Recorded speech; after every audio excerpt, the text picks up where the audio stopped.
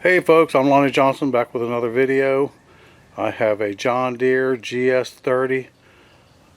It is a 36-inch cut. It's a commercial. So stick around and we'll get right into it.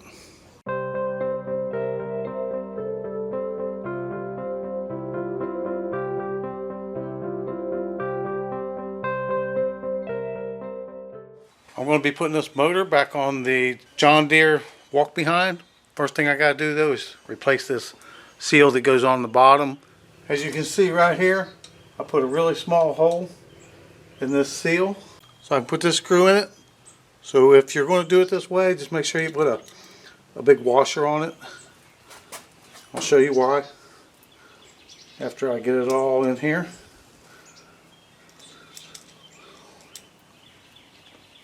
Probably best to have a screwdriver that was magnetic.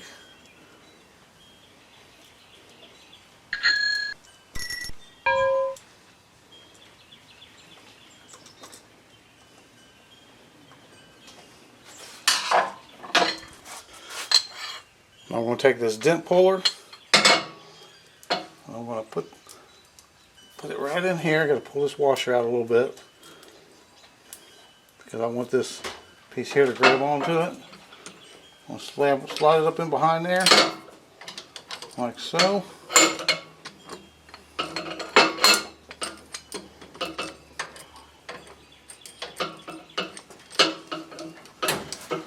And knock it out.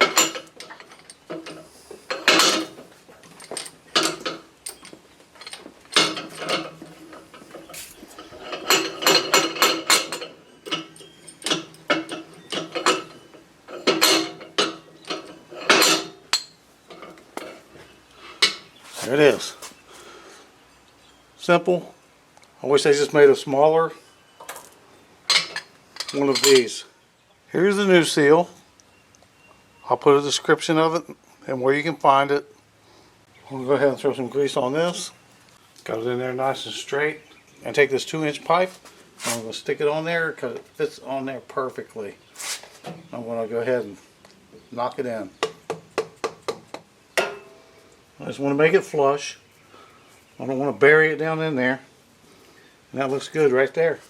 I'm going to lift that 13 horsepower motor up, drop it on top of there, and put the shaft right down through that hole. Now that it's on there, I got to crawl under it and put the motor mount bolts in. It's daylight out, but I still need a drop light. This one here is tightened down. That one's tightened down. I got 2 small ones up there just to line it up, but I got to take those out and put 2 more in and tighten them down. I've also put blue Loctite on these so that they won't back out, along with a lock washer. Don't forget to put your keyway on your shaft, because the next thing that's going on is the PTO belt. And I need both hands for that, and then I'll get right back to you. I've got the belt around the big pulley back here. The bigger piece goes on first. And like I said, make sure you got that keyway in there, because now I'm going to push it up on there and line it up and keep this belt on the left side of that pulley up at the top right there. We'll make sure it stays on this side. Okay, right there's how it goes. And that belt's not going anywhere. Again, make sure the keyway is up in here, or else you'll be taking it all back apart. Now this one here has got its own built-in keyway right there. I got it bolted up in there a little bit because I wanted to show you this. This right here goes inside that hole right there. Because if it don't, this is going to spin around and it's going to rip your wire out. So now I'm going to show you. I'll loosen that bolt up and I'll put it in where it's supposed to go. There's how that piece is supposed to go inside there to keep this from moving. Now all I do is put on the tensioner that goes right here for the deck belt. And right up here is the grommet. That's where I'll go ahead and stick my wire back up through there and hook it up. Just grab it. Let's see here. Push it right up through there. Okay, this is back on there. It's got a fiber lock on here. So I just got to take and hook the belt up, hook the spring up, and grease it. Okay, now I'll go ahead and hook the spring up to the tensioner before I hook the belt on. We'll go ahead and grease this first.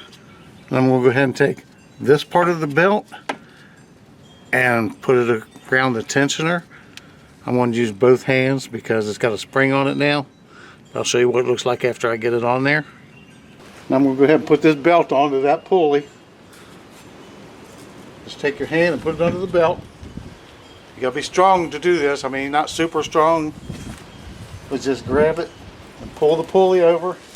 Take the belt and just drape it across the pulley. And it'll go right on there. Make sure the belt is on all the other pulleys. That way you don't have to worry about it coming off or shredding the belt itself. Now I'm going to go ahead and take the motor off the ramps.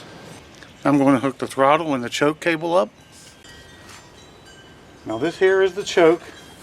As you can see when you move it, it's moving this linkage right here. So I'm going to take this choke cable, put it right here in the bottom. Okay, I got this one tightened down. Here's where the throttle goes, down here at the bottom. We'll go ahead and move this up like so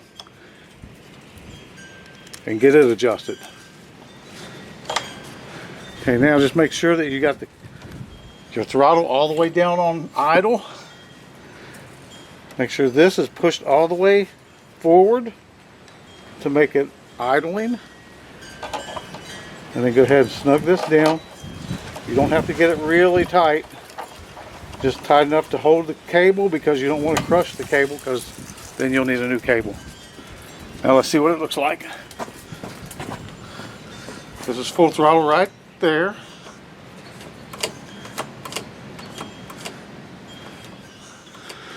Now I'm going to go ahead and hook this wire up. Should be this wire right here.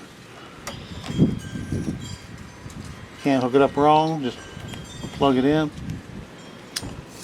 Make sure it latches if it's got a latch on it. I'm going to go ahead and put this ground wire on here. Get it started.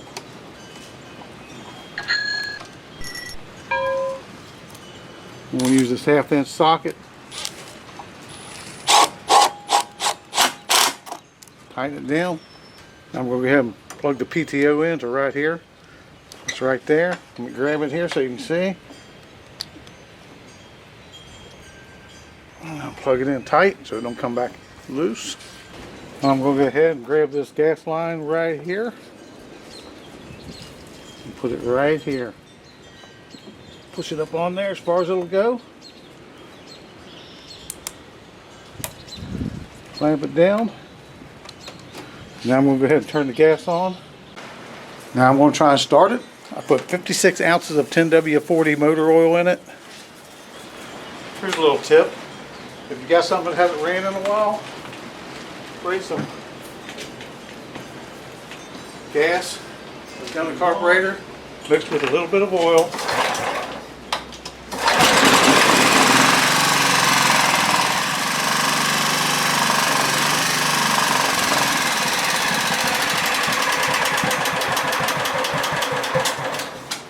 There it is.